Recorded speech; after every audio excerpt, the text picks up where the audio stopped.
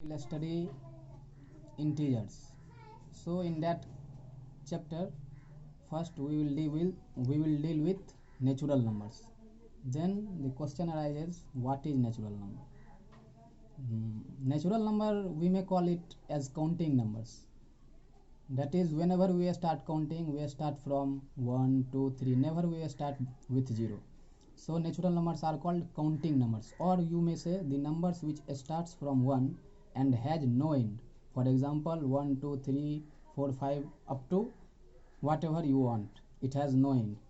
So natural numbers, basically it is a number which starts from 1 and has no end. In that chapter, the next number is whole number. Whole number is nothing, it is natural number together with 0, or you may say natural numbers, all natural numbers plus 0 will be called whole number. For example, 0, 1, 2, 3, 4. And in the next step, another number comes, that is integers. And integer, it is the combination of natural number, whole number, and all the whole numbers. It is the combination of natural number, positive and negative whole numbers. It is called integer. For example, 4, 3, minus 4, minus 3, minus 2. And integer, it is of two types, as I have said, that all the positive and negative whole numbers. So integer, it is of two types, positive integer and negative integer. In positive integer, all the positive whole numbers will come, and in the negative integer, all the negative whole numbers will come. And 0 is an integer which is neither positive nor negative. You already know that.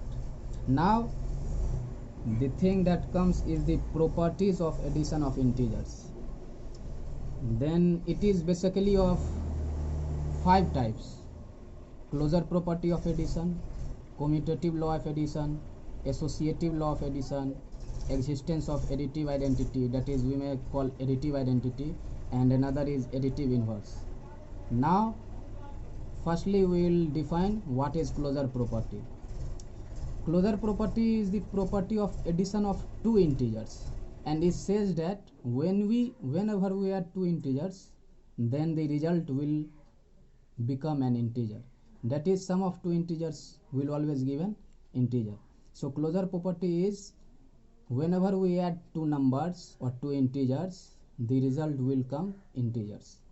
That is closure property. Now another property is commutative property. In this, whenever we add any two integers, suppose integers are a and b, then a plus b will be equal to b plus a. Clear? Now another property is associative law of addition. Now suppose there is three numbers, three integers, a, b and c.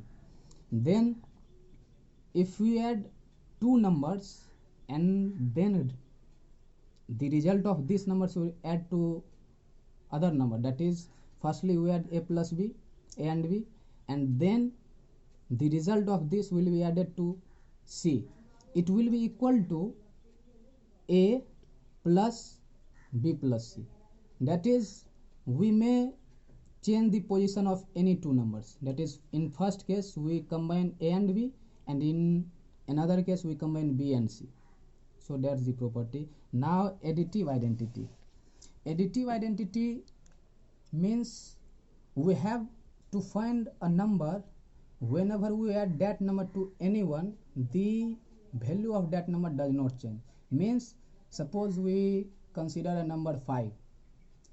Now additive identity means we have to find a number.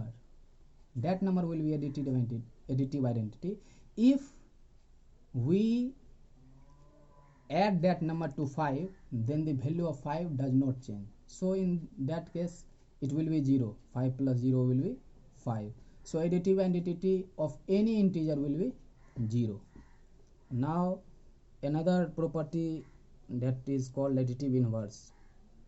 Additive inverse, for that we have to find a number which we add another number so that the resultant will be 0. For example, if you consider 5, then we have to find a number in which if we add another number the result becomes 0. So 5 and the additive inverse will be minus 5. So if you add 5 and minus 5, the result will become 0. So here ends the property of integers. Now similarly we have properties of subtraction of integers. In this also we have closure property of for subtraction and commutative. Take firstly we discuss closure property. In this case also, if you have two numbers, if you subtract two numbers, then the resultant will be an integer. If you subtract two integers, then the resultant will be integer. Suppose we have 5 and 2. If you subtract 5 and 2, then the result will be 3. 3 is also an integer. Now second case is subtraction of integer is not commutative. For example, consider the number 3 and 5. If we subtract 3 minus 5, then the result will be minus 2.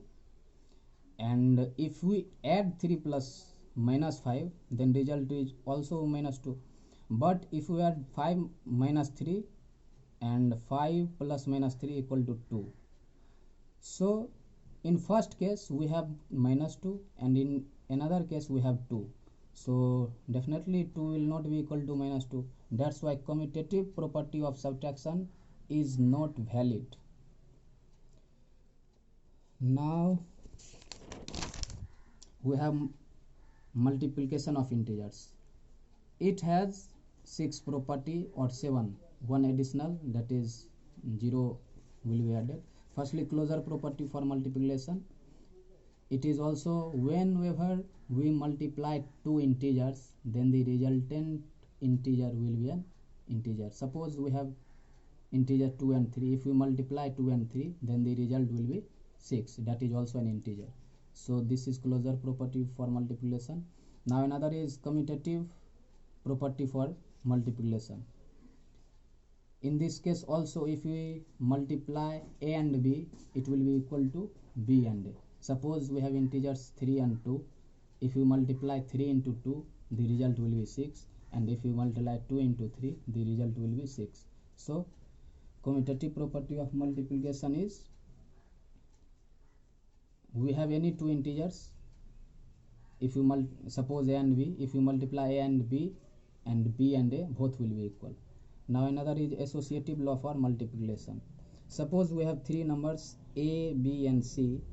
If we multiply a and b, and whatever the result comes, we multiply it by c, it will be equal to a into result of b into c. Suppose we have numbers 3, 2, 5. If you multiply 3 into 2, it will be 6, and multiply that number to 5, 6 into 5, it will be 30. Now if you multiply 3 into 2 into 5, firstly we multiply 5 into 2, that will be 10, and into 3, that will be 30. So in first case we get 30, and in last case we also get 30. Both are equal. So associative law also exists for multiplication of integers. Now distributive law of multiplication over addition. Suppose we have three integers a, b and c. Then a into b plus c will be equal to a into b plus a into c. This is the distributive law of multiplication over addition. For example, if you consider integers 3, 5 and 4, then you can see 3 into 4 plus 5 equals 3 into 4 plus 3 into 5. In LHS, that is left hand side, we get 3 into 9, and in RHS we got 12 plus 15. In left hand side there is 27, and in right hand side there is 27. Both are equal. That's why distributive law of multiplication also exists. Now existence of multiplicative identity. In case of multiplicative identity, we have to find an integer. That's why whenever we multiply that integer to the given integer, the result will not change. As I have said, in case of additive identity, we have to find a number which can be added to integer so that its value does not change. In that case, additive identity was 0. In case of multiplicative identity, we have to find a number so that whenever we multiply that number to any integer, the result will not change. For example, if you consider 5, then we have to find a number in which if you multiply by another number, the result will not change. For example, if you consider 5, then if you multiply 5 by 1, then the result will be 5. So its value does not change. So multiplicative identity is 1 for all integers. Now there is multiplicative inverse. As I have said, additive inverse, we have to find a number so that if you add that number to any integer, the result becomes 0. In that case, we have to find a number so that whenever we multiply that number to the given integer, the result becomes 1. So consider if you have integer 5, then the multiplicative inverse will be 1 by 5. So whenever you multiply 5 into 1 by 5, the result will become 1. So the purpose of multiplicative inverse is to find a number whose product pair is 1. Now another is property of 0. Property of 0, that is, for every integer a, we have a into 0 equals 0 into a. So whenever we multiply 0 by any integer, or we multiply any integer with 0, the product will be 0. That's the property of 0. Now another is properties of division of integers. If you consider a number a and b, both are integers, then a divided by b is not necessarily an integer. For example, if you consider 16 and 5, if we divide 16 by 5, then the result will not an integer, that is, it will be greater than 3 point something, so it is not an integer. Now second case, if a is an integer and a not equal to 0, then a divided by equals 1. For example, in first case we take two numbers 16 and 16. If we divide 16 by 16, then the result will be 1. If we divide minus 8 by minus 8, the result will be 1. Now another case, if a is an integer, then a divided by a will be a. For example, if we divide 7 by 1, the result will be 7. Means if we divide any number by 1, then the result will be that number itself. Now another case is, if a is an integer and a not equal to 0, then 0 divided by a will be 0. But a divided by 0 is not meaningful. Means if we divide 0 by any number, either it is integer, whole number, natural number, the result will be 0.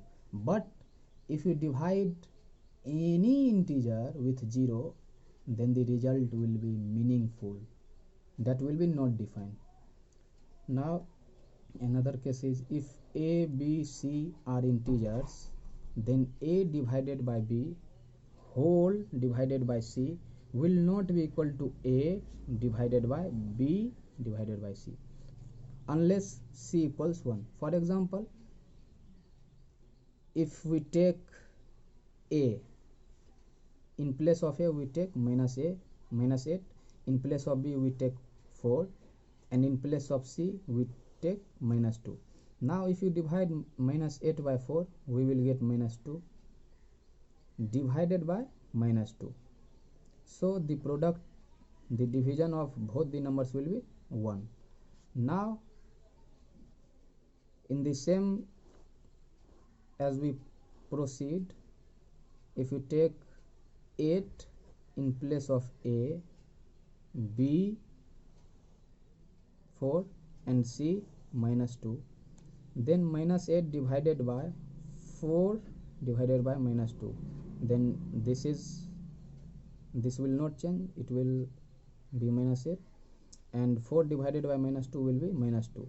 Now if you divide both these of 2, then the division will be 4. So in first case we got 1 and in second case we get 4. So both are not equal. So a divided by b whole divided by c will not be equal to a divided by whole b divided by c. That's the logic. If a, b and c are non-zero integers and a greater than b, then in first case a divided by c will be greater than b divided by c if c is positive, that is 2, 3, 4, 5, any number. For example, if you take 27 and 18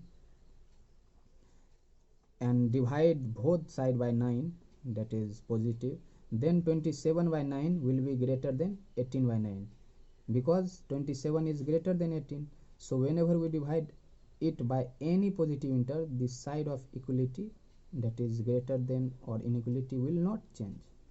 In this case we get 3, in this case we get 2, 3 is greater than 2. In first case we also get 27 is greater than 18. Now second property is a divided by c will be less than b divided by c if c is negative. Another time we take 27 and 18.